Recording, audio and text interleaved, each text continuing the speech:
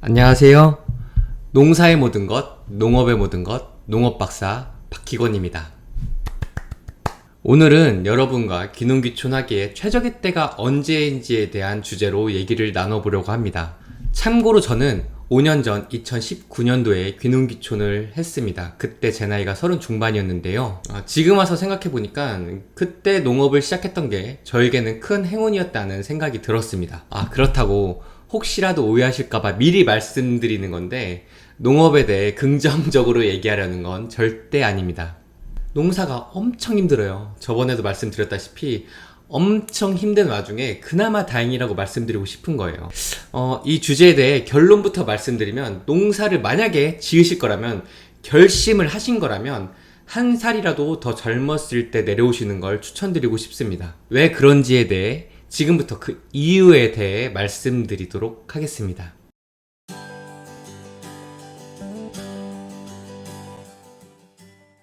한 살이라도 더 젊을 때 농사를 해야 하는 이유 첫 번째, 젊은 농업인들을 위한 우대 정책이 많습니다. 요즘 나라에서는 젊은 농업인들을 육성하는 데 꾸준히 많은 힘을 지금도 쏟고 있습니다. 그 이유는 여러분들도 잘 아시겠지만 지방 소멸이라는 큰 문제가 있기 때문이겠죠. 현재 빠른 속도로 시골 마을들이 없어지면서 농업을 유지할 만한 인구도 꾸준히 감소하고 있습니다. 시골은 점점 노령화가 되어가고 있고, 그나마 남아 계신 어르신들도 더 이상 힘들어서 농사를 못 짓고 계신 게 시골의 현실입니다. 그런 이유들로 젊은 사람들을 시골로 데려오기 위한 국가의 노력은 요즘도 계속되고 있는데요. 사실 현재 큰 효과가 없는 게 현실이긴 하죠.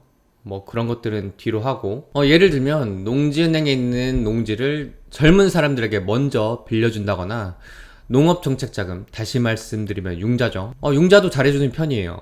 제가 융자와 관련해서는 근데 나중에 따로 말씀드릴 건데, 정말 절대 쉽게 쓰시면 큰일 납니다. 절대 안 돼요. 계획 있게 쓰는 건 상관이 없는데, 무턱대고 땅부터 사고 시설부터 올리면 나중에 큰일 납니다. 나중에 답이 없어요. 이 주제와 관련해서는 다음 영상에서 더욱더 자세히 말씀드리도록 하겠습니다. 한 살이라도 더 젊을 때 농사를 해야 하는 이유 두 번째, 앞에서 말씀드린 것과 조금은 이어지는데요. 젊으면 젊을수록 농지 임차를 받기에 유리합니다. 농사는 첫 번째도 땅, 두 번째도 땅이라는 말이 있습니다. 땅이 좋으면 농사를 발로 지어도 기본 이상은 한다는 말이 괜히 나오는 얘기가 아니에요.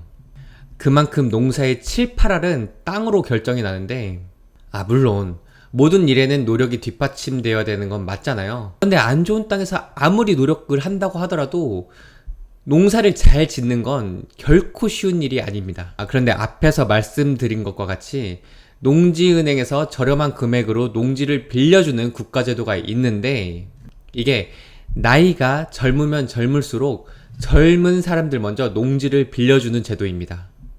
다시 말씀드리면 좋은 조건에 좋은 땅을 임차받기에 젊은 사람들이 받는데 많이 유리하다는 얘긴데요. 사실 이게 조금 문제가 있는 게, 정작 신청한 젊은 사람들은 농사를 안 짓고 그 땅을 부모님들이 대신 짓거나 그 땅을 또 다른 사람들에게 재임차하는 경우가 있어서, 이 제도는 조금 문제가 저도 있다고는 생각이 듭니다.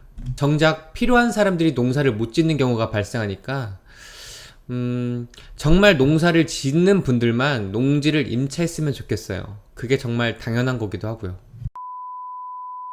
한 살이라도 더 젊을 때 농사를 해야 하는 이유 세 번째, 저번에도 말씀드렸죠. 농사는 엄청 힘듭니다. 아마 이 이야기는 앞으로도 여러분들께 계속 말씀드릴 것 같은데, 농사는 진짜 엄청 힘들어요.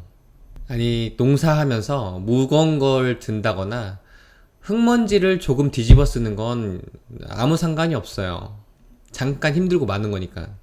그런데 한 자세로 무언가를 계속 한다는 게 진짜 쉬운 일이 아닙니다. 나중에 무릎, 허리, 어깨, 어디 할 거 없이 관절염을 달고 사셔야 된다고 생각하시면 됩니다. 시골에 계신 할머니, 할아버지들이 괜히 허리가 굽으시는 게 아니에요. 농사는 몸으로 하는 일인데 체력도 떨어지고 몸도 아프면 정말 생각만 해도 좀 서럽죠.